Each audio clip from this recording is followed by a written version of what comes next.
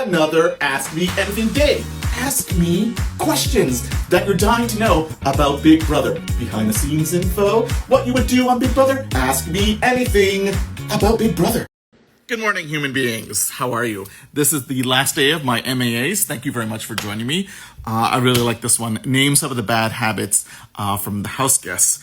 At least in my bedroom, the green bedroom, I shared with Vivek, Todd, and some of the girls. The girls took over the storage. Like the boys, the three of us had maybe 2 drawers. Space is very limited in that house.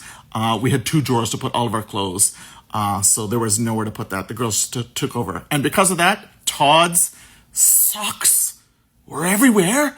Also everywhere were mugs with half liquids. I don't know who was doing that. It was just everywhere.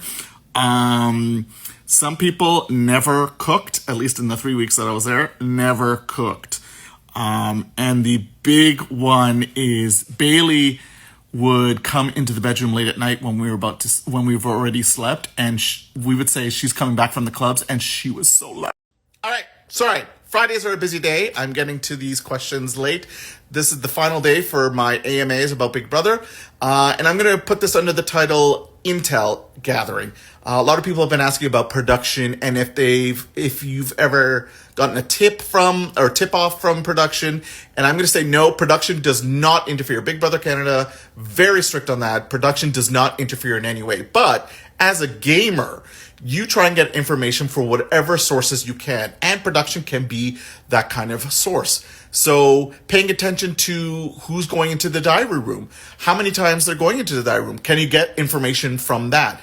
Maybe placement of people in a competition, any resource, any source you are trying to gather information.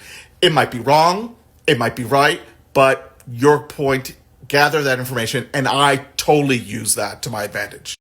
All right, another fast one. This one comes up a lot. Is it nerve-wracking to have cameras on you all the time? You do not notice the cameras at all unless you are in a serious conversation, like we were in the pink room.